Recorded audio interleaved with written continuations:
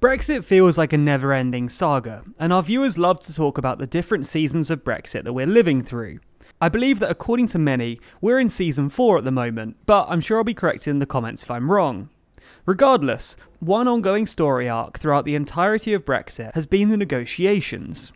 Back in season 1, we heard about how easy a deal would be to get. Liam Fox reassured us all that it would be the easiest deal in human history, and others said that the deal could be done within 24 hours.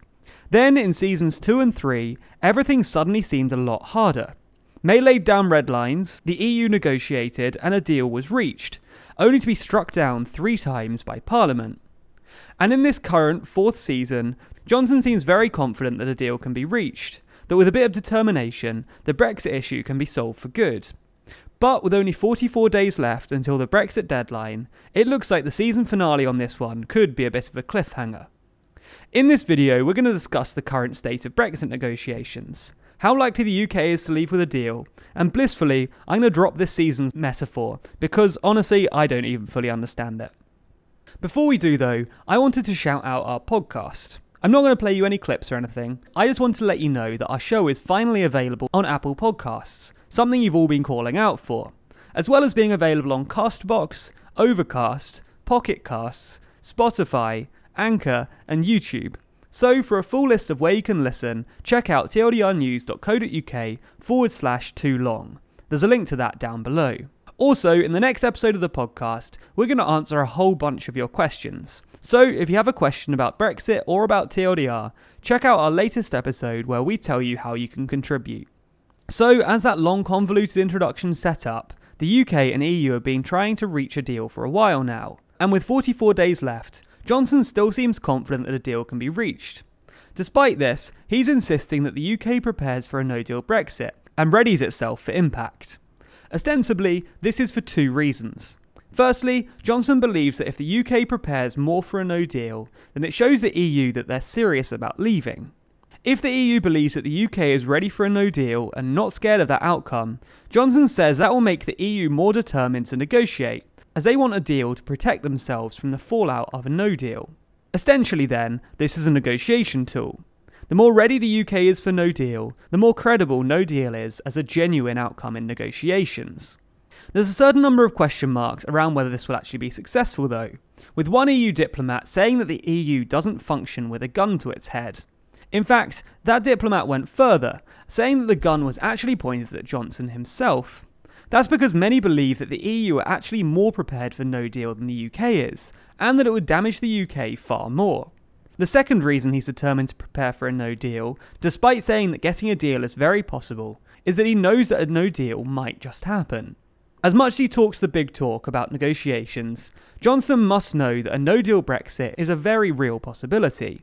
By preparing the UK for no deal in the months leading up to the deadline, Johnson is hoping to lessen the impact of no deal, and make the break less painful if it does happen. But of course it's just for these 2 stated reasons, right? There's no third, more Machiavellian reason out there. Well, of course there is. Many speculate that Johnson's not even trying to get a deal, and that he's just running down the clock until no deal happens on the 31st of October. This is something that was suggested in the rather infamous Telegraph article that claimed that EU negotiations were just a sham, at least in the eyes of Dominic Cummings. If this were the case though, why wouldn't Johnson just say that? People already see him as one of the founders of Brexit, so why not be honest and just say that you don't want a deal? Well, maybe because then Johnson would have to take the blame for the damage that no deal would do. Some are speculating that the attempts to get a deal are simply a masterclass in buck passing. If Johnson acts as if he's working hard to reach a deal, well, then when it fails, he can say that the EU were being intransigent and it was them who killed the deal. That way Johnson can get the no deal he wants and blame any of the costs on the EU. Of course, we don't know if this is really his plan. The government does reject the Telegraph report, and Johnson insists that he is trying to reach a deal, but this is a very popular theory. If it is true, then it certainly doesn't look like a deal is going to be reached anytime soon. Regardless of rumours and preparation for no deal, Johnson continues to insist that a deal will be reached, and that good progress is being made. In fact, he made that viewpoint crystal clear when he told the Mail on Sunday that negotiations showed real signs of movement, going on to say that a huge amount of progress was being made. In the article, Johnson said that Berlin, Paris and Dublin were even taking steps to remove the backstop, the biggest stumbling block for Brexit thus far. So that's good news surely. Johnson says things are going well, both sides are getting closer to securing a deal. Well, there is one problem there, and that's that the EU doesn't seem to be on the same page. One EU source who's been working very closely with Johnson's envoy told The Guardian a pretty contradictory story. According to the EU official, people within the EU were actually a bit dismayed. I'm not even going to call them negotiations. The last session on Friday did start touching on content. That's actually quite a step forward. But we still should have been there a long time ago. And an end result is still quite far away. Another EU official said that claims that a deal was getting closer were completely wrong. Another EU source said that Johnson's rhetoric makes it seem like a bit of a joke. We're talking about something extremely serious. The consequences of a no deal will be extremely serious. And it looks like it's being treated as a game, in which you are a hero of the story, rather than dealing with real lives.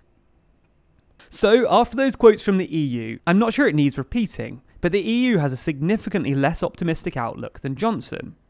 While Johnson still sees a deal as a real possibility, the EU doubts that he's even taking it all seriously, something echoed in the Telegraph piece we discussed earlier. So it's clear that no one can agree on the current state of negotiations. But what's getting in the way of these negotiations? Why aren't both sides just sitting down, hammering things out and getting a deal sorted? Well, probably because it's not as easy as many initially claimed. The big issue is, and pretty much always has been, the backstop. We've discussed the backstop so many times, and I'm not going to repeat it all again, but essentially it's a mechanism to try and prevent the need for a hard border between Northern Ireland and the Republic of Ireland. Pretty much everyone agrees there can't be a border here, but not everyone can agree how the border can be prevented.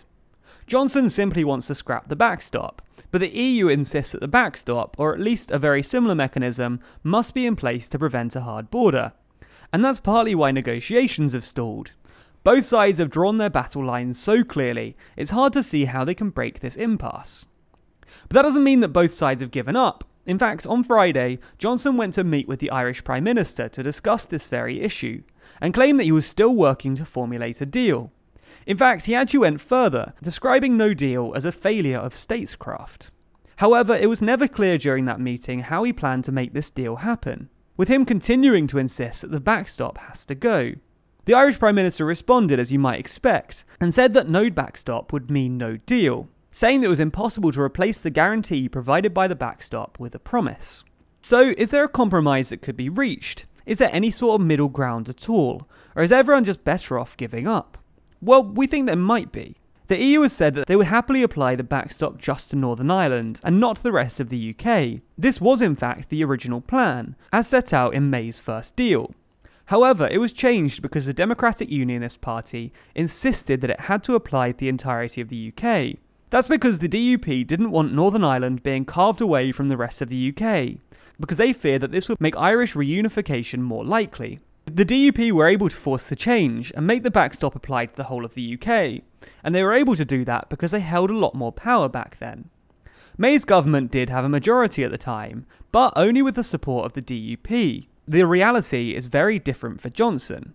A Prime Minister whose government, even with the DUP's support, is far from a majority. That means that he needs the DUP a lot less. They no longer give him his majority. So it's possible that he could reach a deal with the EU that included the Northern Irish backstop. And apparently, a number of Johnson's advisors want him to do exactly that. Which brings us on to the EU's last issue. Because he has no majority, they don't know whether Johnson will be able to get the deal through Parliament anyway. Even if they do compromise and reach a deal, the UK's Parliament still needs to sign it off, something that May failed to do 3 times with her deal. So the EU are obviously cautious. One diplomat questioned, what kind of mandate does Mr Johnson have? Since he has no majority and no party is clear on Brexit, then it would certainly be good to engage the opposition.